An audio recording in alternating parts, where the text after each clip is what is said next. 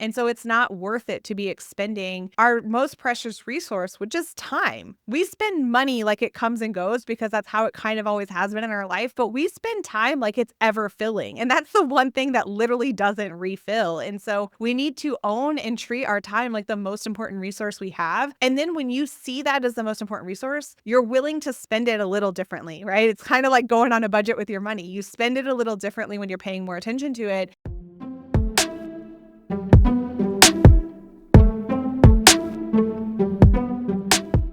Hello, and welcome back to another episode of the Her First podcast. If you're new here, welcome. We talk to high-achieving women and help them grow their personal brands and their businesses in real sustainable ways. Today, we're talking all about productivity and why some of the ways that you're told to be productive and ways to run your business and run your life aren't working for you and what you can do instead. Hi, my name is Joanna Newton. I'm the co-founder of Millennial Marketer, a course creation agency that helps people build their own digital online businesses. And I'm Michelle Houston, founder of To Be Honest Beverage Company. We're a non-alcoholic functional spirit brand, as well as creator of digital products to help personal brands meet personal development and personal branding. Today, we have a very special guest, Gabs Hayes. After losing her son 7 years ago, Gabs' priorities fundamentally shifted. So time over money, doing over dreaming, and memories over material things. Today, this entrepreneurial mom is building the overwhelmed and over it village parents desperately need. So Gabs, thank you so much for joining us today. I'm excited to dive into your story and learn more about what you do. Yes, absolutely. Thank you, ladies, both for having me. I'm really excited for this conversation. Why don't we get started by you sharing with our listeners just a little bit more about you and your business? Yeah, absolutely. So I'm a mom of 3. I am married to my absolute favorite human being in the entire world, but it's been a long journey of finding myself in motherhood and as an entrepreneur and in my career. So I launched the Overwhelmed and Over It Village so that parents had a safe place to go when we said, this business stuff is hard and I don't want to have to fake like it isn't, or this parenting stuff is hard and I don't want to always put a smile on my face and talk about how much I love these kids every day, because sometimes it's the hardest job that we have signed ourselves up for. And so I've just created this space that ultimately I needed. My oldest child just turned 14 years old. And so for the very 10 plus years in the beginning of parenting, I felt very alone and isolated. And how do I navigate that journey? And of course, as my story, shares, is that I've come with losing a child along that process too. And so many parts of parenting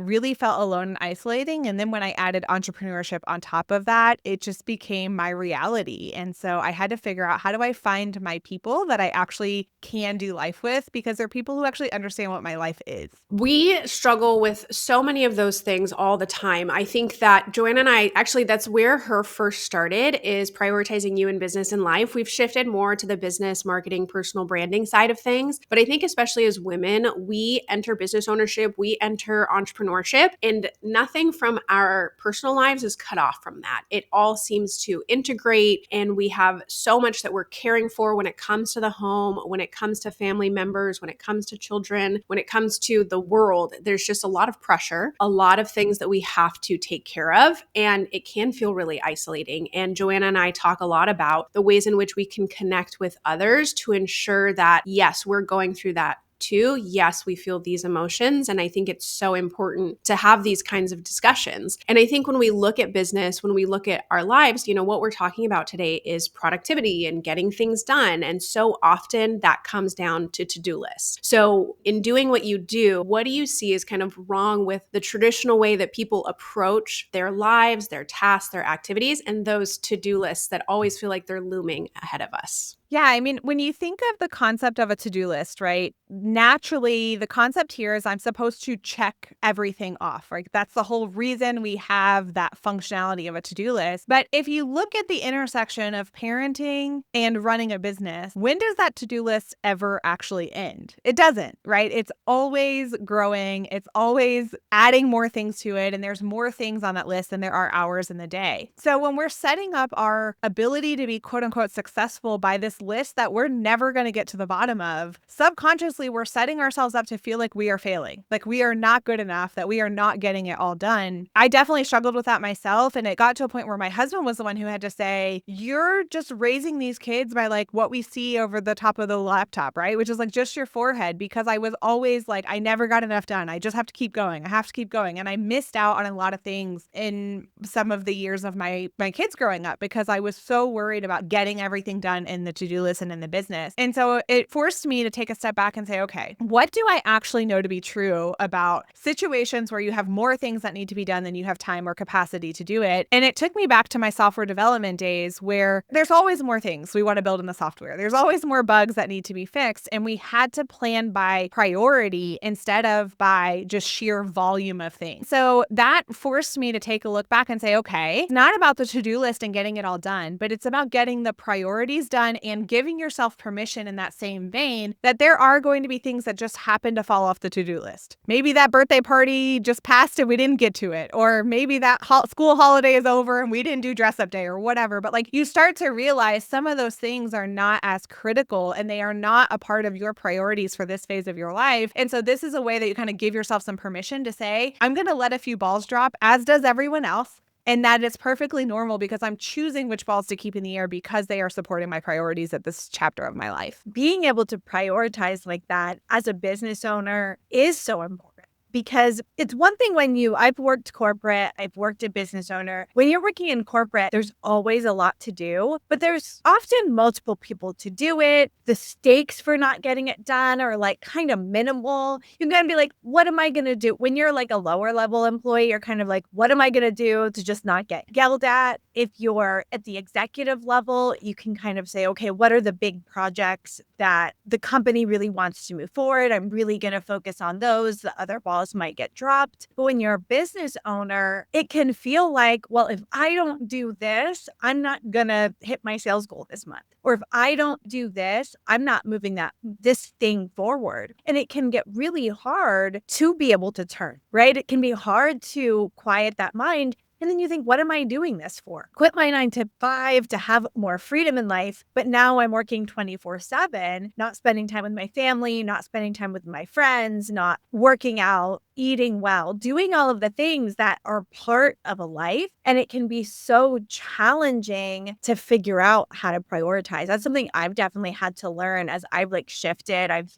been a full-time entrepreneur for, 2 years now. Really kind of have to learn to say, you know what? I'm going to shut my laptop closed. I'm going to go do this thing with my family. And it's okay that that thing's not done. I will get to it tomorrow or the next day or the next day, and learning how to really focus in that way. And I think one of the things that as entrepreneurs or even just like high-level executives at companies, if you don't learn this lesson, I think you're in real danger of burnout. So if you're just focused on that to-do list and like running the rat race and getting everything done, you're really at risk of that burnout experience. And you're probably actually going to be less productive and less successful. So how do those things, work together in your mind? Like being stuck in that like to-do list mindset leading to burnout and even potentially being less productive in your work. Yeah, I mean, I think this is such a great tie-in, Joanna, because the truth is whether you intend to or not, you're always mentally running through that to-do list. This is something one of my therapists taught me years and years ago, and I've held on to this brain dump, and it's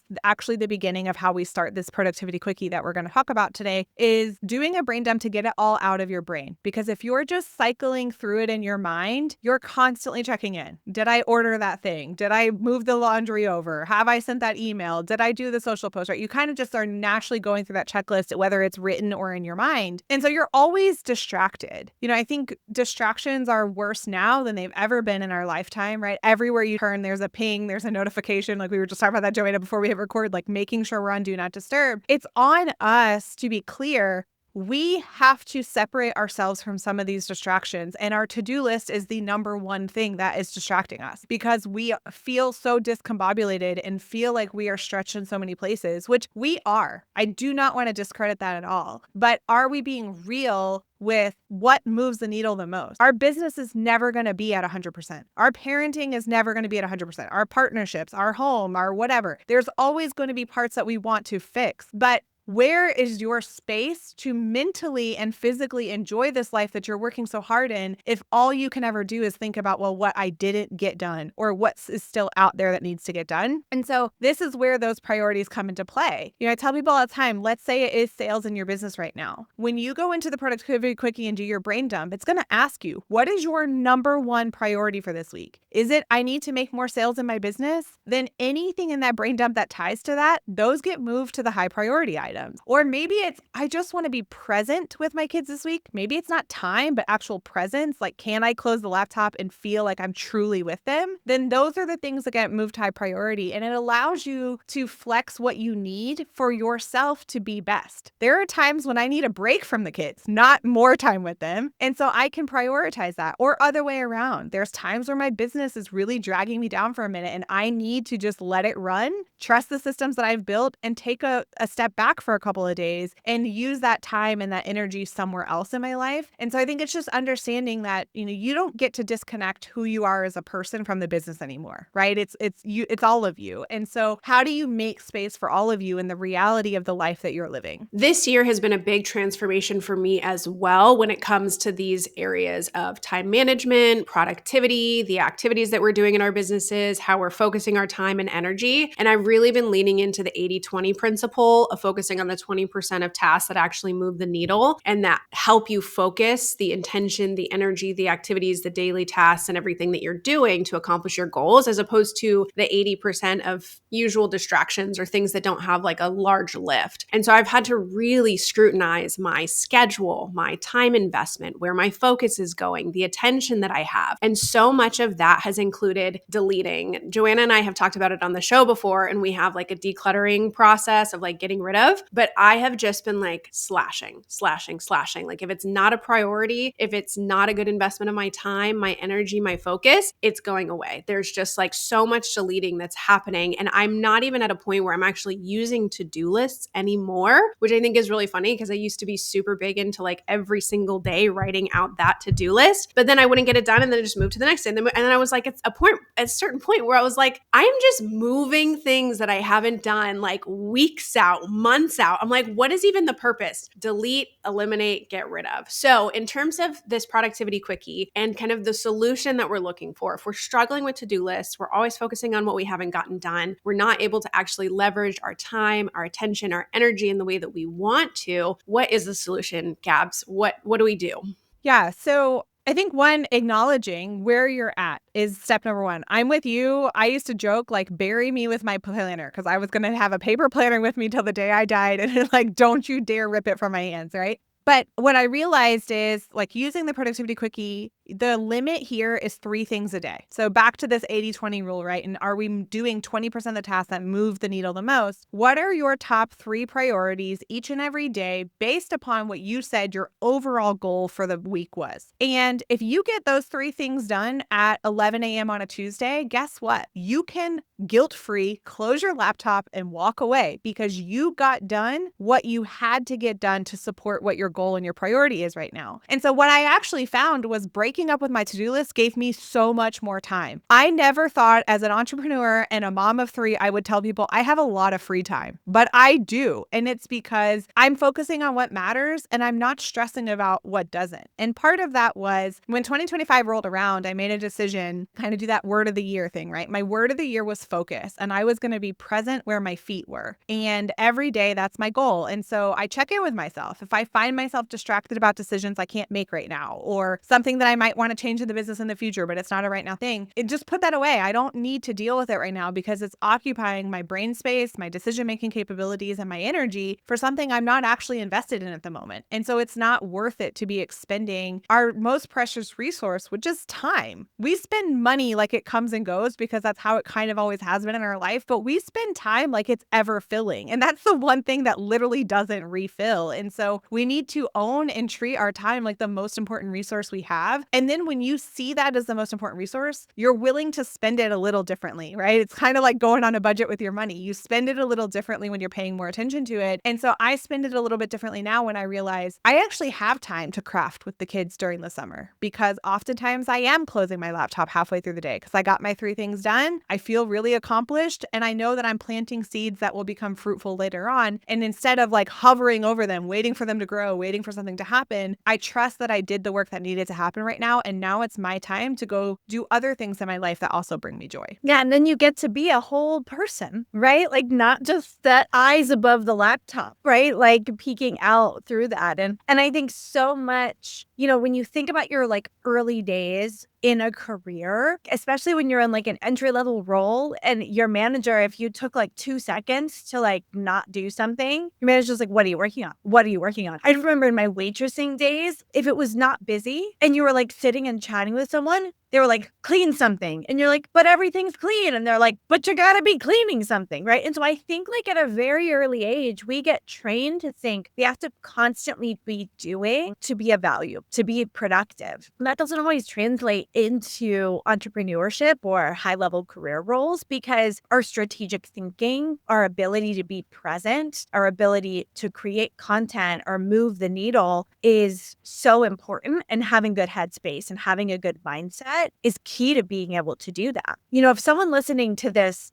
podcast is like, okay, realizing they have a problem, right? They're stuck in a to-do list cycle. They're working 24/7. Even when they're not working, they're thinking about their work. They're not able to be, and then when they're working, they're thinking about the things they need to do out of work. Like there's just no balance and no focus. If someone's listening to this and thinking, okay, this sounds great, how would they get started in trying to implement this strategy of picking those 3 things a day, figuring out how to focus and figuring out how to prioritize? So that's actually the magic of the productivity quickie, is that you don't have to decide. I think leaving it up to us to decide, we're always going to be like, oh, but I could just squeeze a 4th and a 5th thing in there, or I really need to do all these things. And so it takes that decision point out of you. So you start with a brain dump, and my running joke is like, you can plan your entire week in 5 minutes, but it's because I mean it. So you start with a brain dump. And I tell people all the time, don't separate personal life and work life. Like keep all of it together, get all of it out of your brain, dump it in there, and then decide, what is my number one priority over the next 7 days? So is it spend more time with my kids? Is it get that house project done? Is it plan that vacation, do more sales in my business, get my content done? Whatever those things are, be real with yourself around what you need right now to be your number one priority, and be honest. And so once you put that in there, it's then going to take your to-do list and it's going to prioritize it for you. So it'll have a high, medium, low priorities. It will pick one of each for you to do each day to support your priority for the week. And then it creates a backlog so that if you say by Tuesday at 11 a.m. you get stuff done, but your energy's there and you're still ready to go, you could go pick up some things from the backlog and knock them out if you have that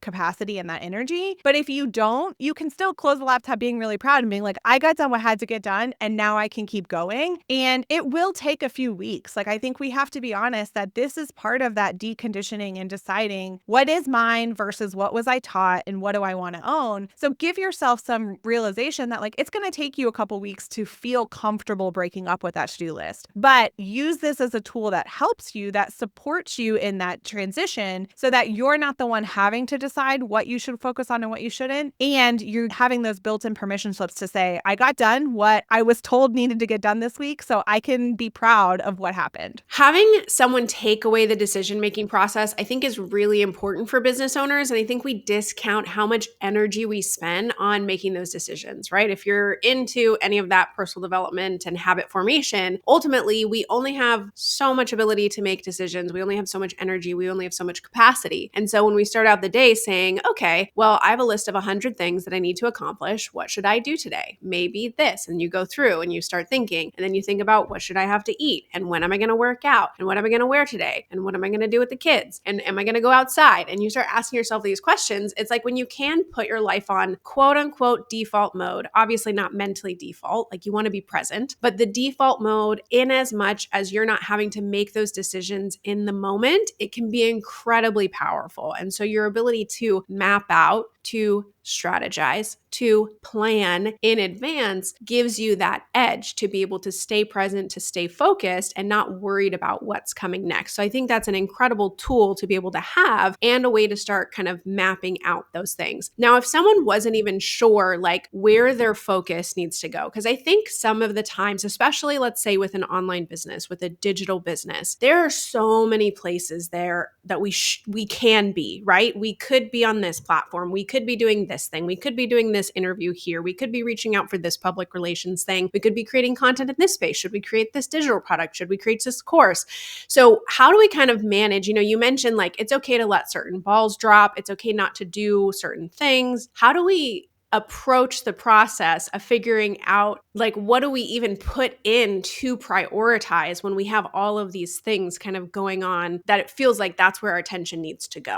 That's such a good question. I think one thing I would recommend is start with like what's keeping you up at night or what's really cycling over and over in your head, even when you have walked away or even when you think you are done working for the day. Is it content and where I should be posting or what I should be posting? Is it I need to be talking to more customers because I don't have a full enough pipeline? Is it that my business finances are a mess and I'm scared to even open up the bank account and look at it or to have to answer any questions about it? Like you inherently know by the thing that's stressing you out the most, whether we're willing to admit it or not, or to face that feeling. That's another conversation, but that's part of doing that development that helps us feel more whole as human beings. And so I say lean into the thing that's bugging you the most, that's stressing you out the most, or that's kind of keeping you up at night. And even again, if you can make 20% improvement on it, it's probably more improvement than you made when you were just spiraling about it in your head. But if you focus on the high priority items that really move the needle, 1 week of focusing on that is going to give you so much relief where it doesn't feel like it's this heavy thing weighing you down every day that you'll be reinvigorated enough to come back and try something the next week and try something the next week. And so like my biggest example of that is I discovered content batching by complete and total accident. I have always laughed and called myself like a wing it Wendy who just kind of flies by the seat of her pants. And so batching never was something I thought was this trick that I was going to figure out. But eventually I was so stressed about finding time to do content every day that I was like, this is not sustainable for me. And back to what you were saying earlier around like, I need to look at what's actually helping here. Almost every single client I closed in 2025 has come directly from content. And so I was like, okay, I could spend time doing all these networking calls and going to in-person events or doing all these things, or I can look at the thing that actually is a direct tie to my revenue, double down on that. So that's what I did this year is I figured out how do I batch all of my content? How do I make it so I spend,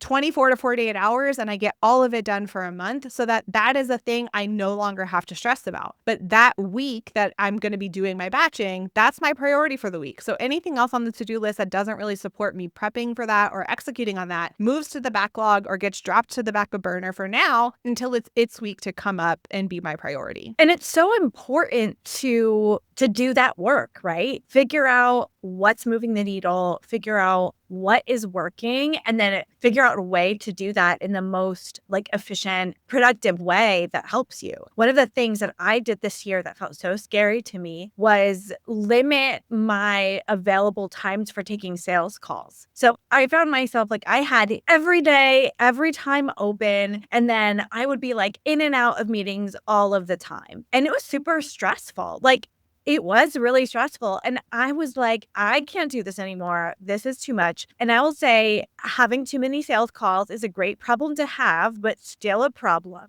Right. And so I sort of limited the time that I had available and said, if people want to meet with me, like they're going to have to pick in these time slots for those sales calls. And it scared me. I was like, am I still going to be able to like hit my numbers, hit my goals, bring in new clients while doing this? And the truth is my sales went up. And I think it's because I think it's because I had more time to make content. I did it so I had more time to make content and be more forward facing and doing those things. But my sales went up. But I was really tested this month because like end of May, early June, my inbound requests had slowed down. And I was like, oh no, is it because my availability is too small? Like, what have I done? This was a mistake. And I was like, let me just hold on it. I also went and I looked back at previous year's numbers. And I was like, you know what? May, June are actually typically a little slower. People are focused if parents are focused end of school year, beginning of summer transitions. Like if they're business owners, they have less time. I was like, you know what? Let me just hold. I'm not going to change anything. And this week things have turned around. Like I'm getting the same number. And I'm like, okay, it was not me. It's not because of my time.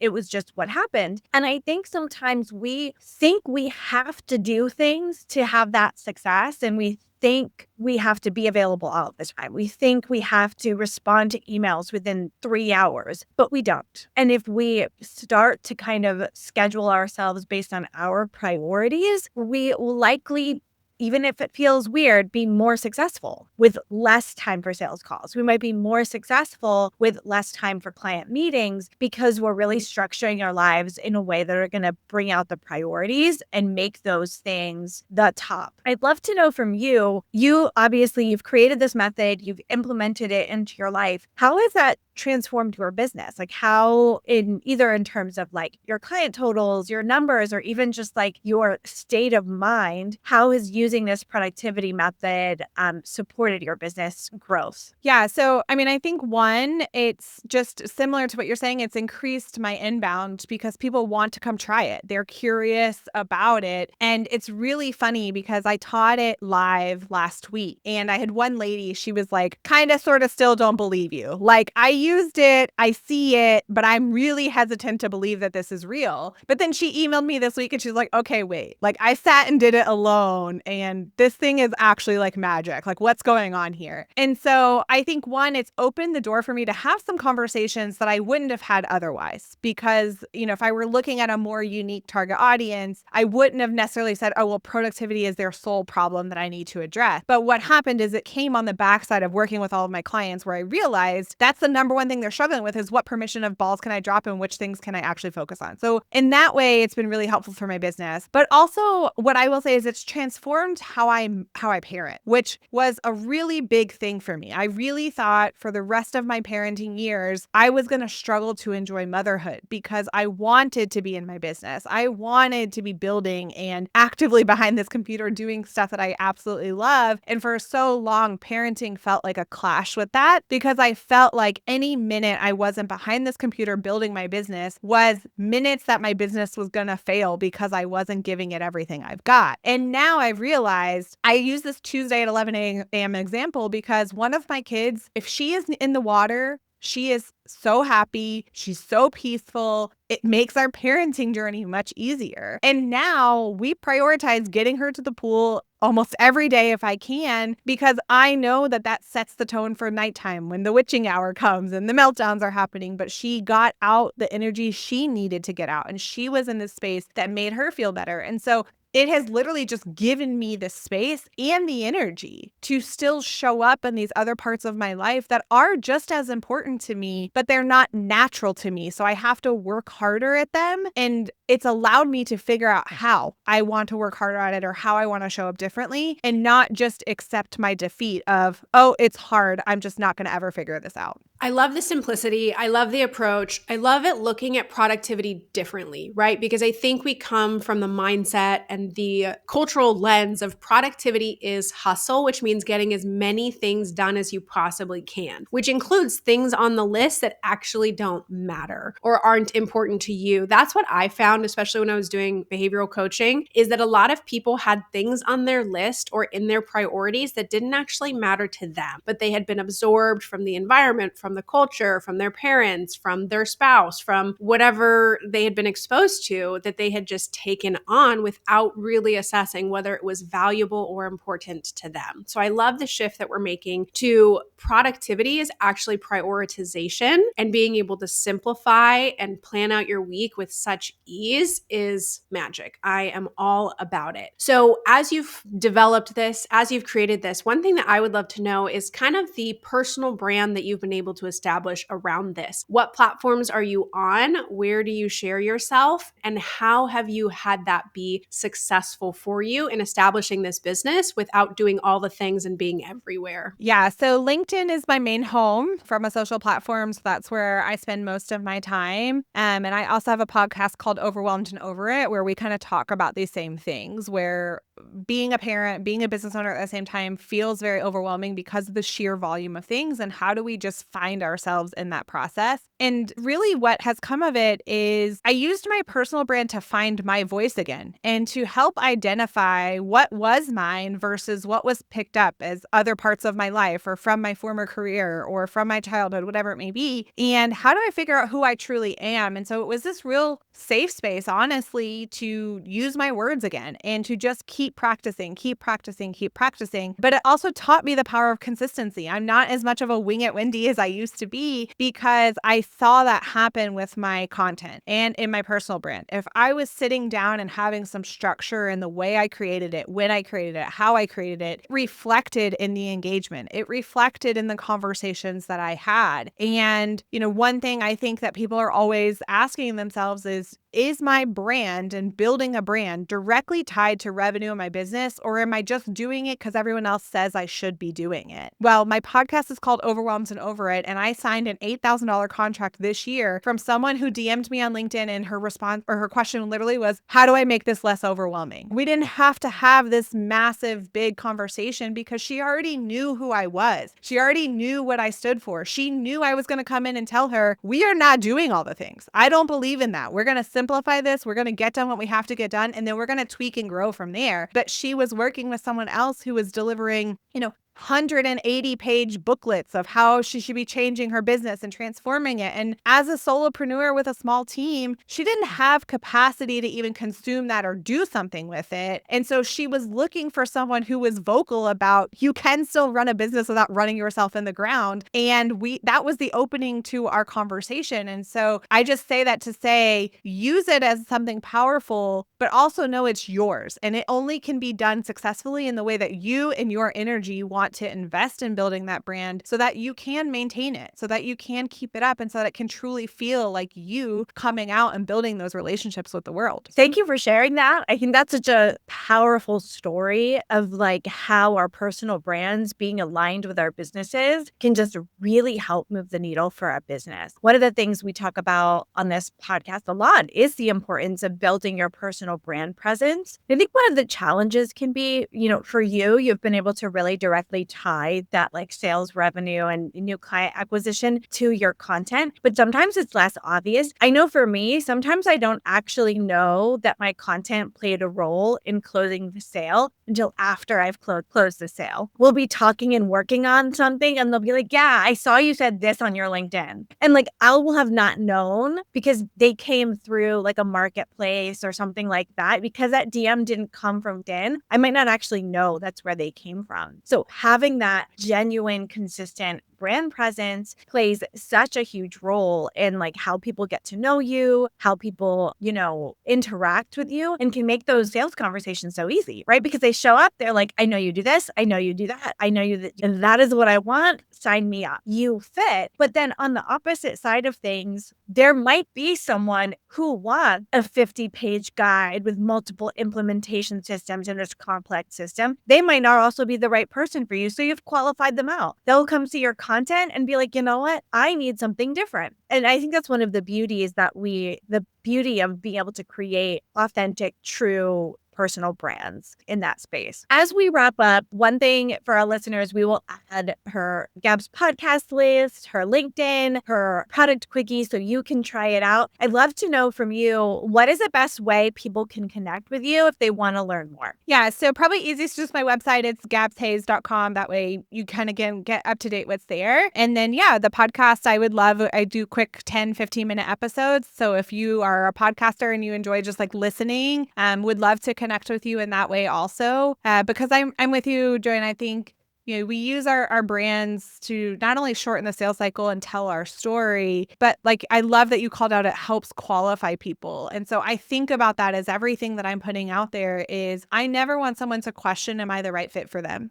We should automatically feel that. And so using your content and your brand is the way to do that. But also the other thing I tell people all the time is it is the absolute fastest way to experiment in your business. So you can have an idea today, you can put it out today, you can get feedback today, and there's nowhere else in your business you're going to get that quick of feedback and be able to experiment.